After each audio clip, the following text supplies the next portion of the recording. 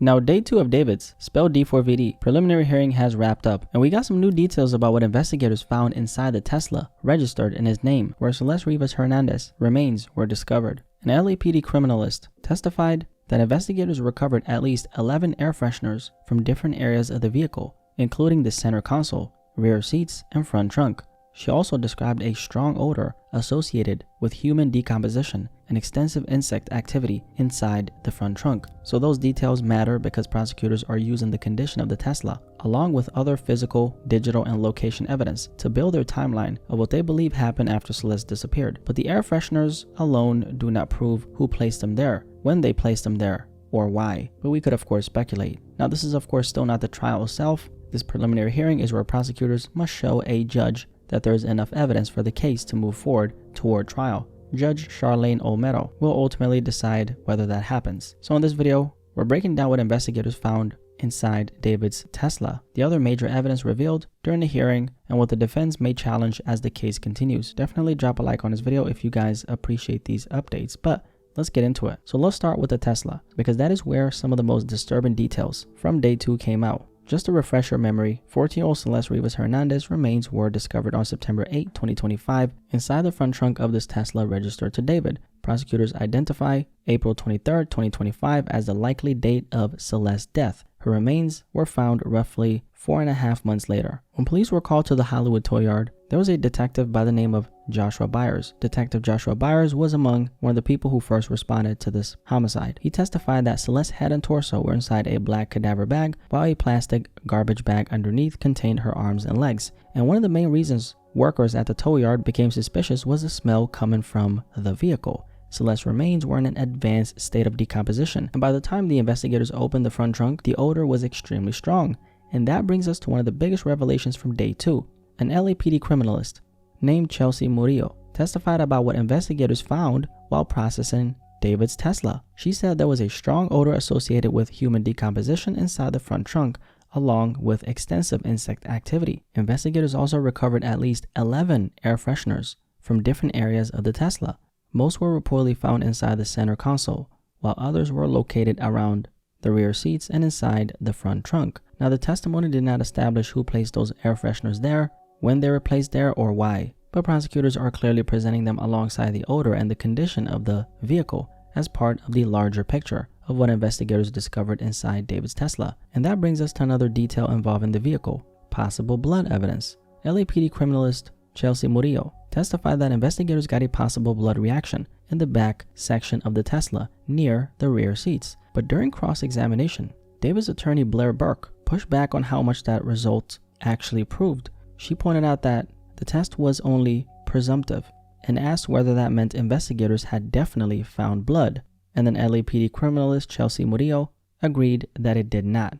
In simple terms, the first test only suggested that the substance could have been blood, but by itself it did not conclusively prove that blood was present or identify whose blood it may have been. However, in their court filing, prosecutors say separate biological samples collected from inside the garage were later confirmed as blood, and that DNA testing matched various samples to Celeste. What is not yet clear from the reporting is whether every individual item that reacted during the initial testing was separately confirmed through DNA analysis.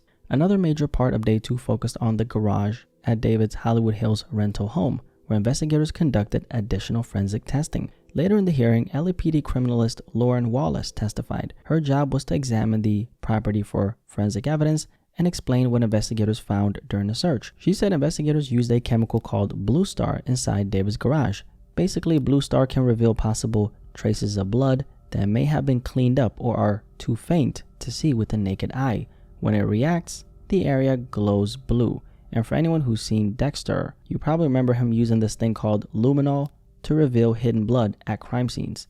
Blue Star is not the exact same product, but it works on the same basic principle. You spray it over an area, and if it reacts, part of the surface can begin glowing blue, even when no stain was visible before.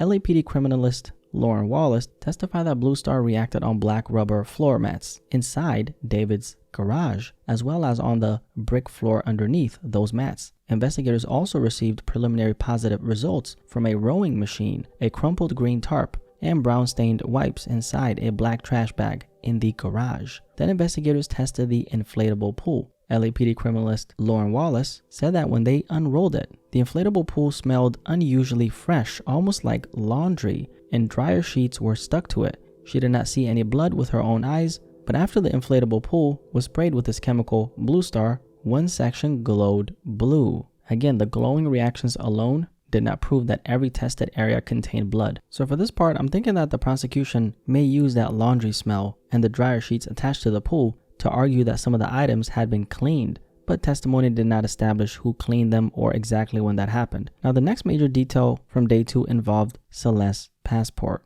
Just to refresh your memory, earlier this year we learned that Celeste's U.S. passport card had been found by a Caltrans worker. Caltrans is the agency responsible for maintaining California's roads and highways. The passport was discovered in January 2026 in a brushy dirt area off State Route 154, also known as San Marcos Pass Road near Lake Cachuma in Santa Barbara County. During day 2 of the hearing, a California Highway Patrol officer testified that he collected the passport from the worker who found it. The card was then displayed on a screen inside the courtroom.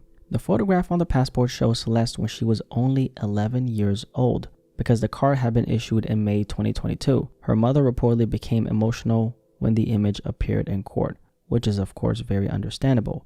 Now, throughout this case, we've repeatedly heard about these trips that David allegedly made to Santa Barbara County. And when you look at the area, it is a completely different world from where David stayed most of the time. Hollywood, State Route 154 runs through a more remote, mountainous part of the county, passing through areas near Lake Cachuma with long stretches of road and hills. So that matters because prosecutors say David traveled to that same general area 3 separate times.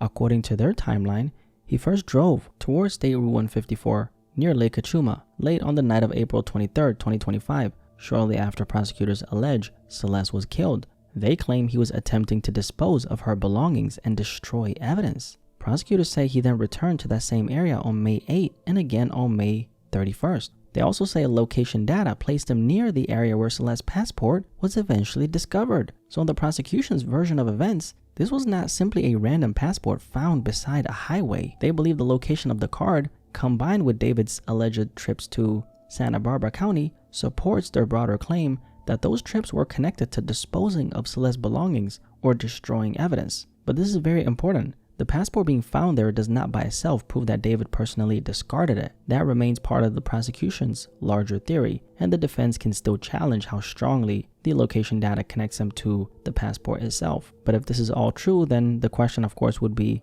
why would David even be near where the passport was found? And they did also claim that he drove away from his home that particular night when Celeste died, as he texted Celeste's phone asking, "Where are you?" And this was as a way to create basically an alibi according to the prosecution. Now, this is not new information. It was in some of the earlier documents. I'll just let the prosecution do their job. Now, another thing we're going to touch on once again is David's money. So yesterday we talked about David's money very briefly because they mentioned it on day 1, but day 2 actually gave us a little more detail. So the court heard from a man named Luis Poimiro. He's a senior finance executive at Interscope Records, the label David was signed to. He testified about how much money the label paid David and his companies between 2022 and 2025. According to his testimony, those payments included around $3.9 million in 2023. That's a lot of damn money.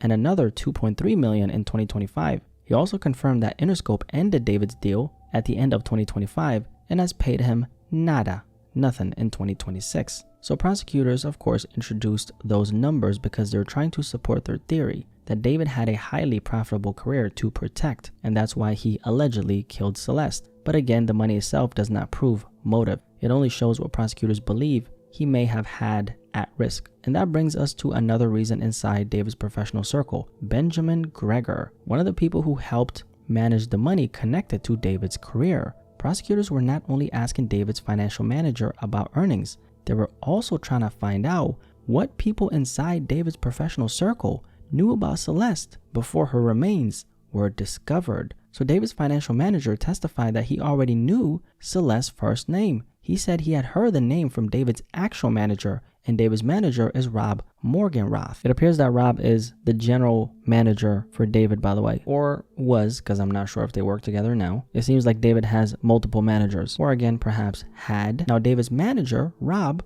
was even closer to his day-to-day career, so that connection matters, because the prosecutors appear to be trying to show that Celeste was not some completely unknown person to the people around David himself. Now, prosecutors then asked David's financial manager whether David's manager had described Celeste as David's girlfriend, but before he could answer, David's defense attorney objected, which is basically lawyer language for nope, we're not letting that question slide, hell no. The reports do not explain the exact legal reason the objection was sustained, but the practical effect was simple. His financial manager, Benjamin Greger, was not allowed to answer, so the court never heard him confirm whether David's manager had described Celeste as David's girlfriend. But prosecutors did not rely only on what David's financial manager had heard. Investigators had already testified that travel records showed David purchased airline tickets for himself and Celeste for trips to London and Texas. And this is where the travel testimony becomes really interesting. So you guys remember how prosecutors previously claimed that David drove to Lake Elsinore, where Celeste was from, and paid a junior high school student in Celeste's class $1,000 to give her a phone he had purchased, so the two of them could stay in contact. They also claimed that throughout 2024, Celeste spent a significant amount of time with David, including summer weekends at his Hollywood Hills home, and then some of these trips, which were to Las Vegas, and then of course again London and then Texas, where prosecutors say she met his family. Very interesting. Well, during day 2 of the preliminary hearing, some of those alleged trips were finally brought up in court, and the person prosecutors questioned about them was David's financial manager, Benjamin Greger. Now, David's financial manager was not someone who personally went on these trips with them, but because he worked inside David's professional circle, prosecutors were trying to find out what he had heard and what the people around David may have known about Celeste. More specifically, David's financial manager testified that he had heard Celeste traveled to London with David. So at first they were trying to figure out, hey, did David's manager describe Celeste as David's girlfriend? And then now they're questioning his financial manager, Benjamin Greger. Did you know about these trips that David took with Celeste to, let's say, places like London? And that boy Benjamin actually confirmed that he actually had heard about the London trip. And then the prosecution, they try to take the questioning further. They asked about the alleged trip to Texas, whether Celeste had met David's family, and whether she had used fake identification to enter nightclubs with him. And this is when David's attorney immediately began objecting. Your Honor, objection. Which is basically, of course, them saying, hold the fuck on. You got way too much dip in your chip. You not getting all that, in lawyer language. And after several objections, the judge stopped that line of questioning. So they almost got this piece of information, which would have been very important, right? Now, here's what I really want you to take away from this. David's financial manager confirmed that he had heard about the London trip, but the claims involving Texas, meeting David's family, and using fake identification were brought up by prosecutors without fully being confirmed through his testimony. And that of course matters because prosecutors appear to be building the argument that Celeste was not someone David had only met once, like he of course said on that body cam video, which we haven't seen yet. But during the first encounter with police when Celeste was missing back in 2024, David said, hey, I've only met Celeste once. Yeah, buddy, sure. And that we know was, like Jesse Pinkman said, what a load of crap. But I digress. So here they're of course trying to show that she was known inside David's circle and had allegedly spent far more time with him than he initially told police. But again, some of those details remain allegations from prosecutors rather than facts established through this particular witness. Now, what makes this testimony so interesting is that back in 2024, like I said, right, when the police came to David's home while Celeste was missing, he said that he had only met her once. And then now someone who worked on his own team is saying he had actually heard about Celeste traveling with David. So this particular witness, who knew David personally and worked with him very closely, basically just fucked this whole damn shebang up. So David is basically trying to distance himself from Celeste, like, I only met her once. But the witness accounts are looking a little different. So because Benjamin Greger worked inside David's financial team, it's not surprising that he may have heard about major international travel connected to David. But to be clear, Benjamin Greger did not testify that he personally booked those flights, reviewed those specific expenses, or knew every detail about the trips. Prosecutors appear to be using his testimony to argue that the alleged relationship was way more extensive and way more widely known than David originally suggested. So when you put everything from day 2 together, prosecutors were clearly trying to connect several different parts of their case. They focused on the condition of the Tesla, the possible blood evidence inside the vehicle and the garage, the passport found near Santa Barbara, David's finances, and what people inside his professional circle may have known about Celeste. At the same time, the defense pushed back whenever prosecutors tried to present something that was still uncertain, secondhand, or only based on preliminary testing. And that is really what this hearing is about. The judge is not deciding whether David is guilty or innocent right now. The question is whether prosecutors have shown enough evidence for the case to move forward to trial. Day 2 gave us a much clearer picture of the case prosecutors are trying to build, but it also showed us where the defense may challenge that evidence. The hearing is still continuing, so there's going to be more testimony, more evidence, and more possible major revelations over the next few days. I'll keep you guys updated as everything develops. Drop a like on this video if you enjoyed it, subscribe if you're new here, and let me know what stood out to you the most from day 2. I love you guys, and I'll catch you guys in the next one. Peace, I'm out.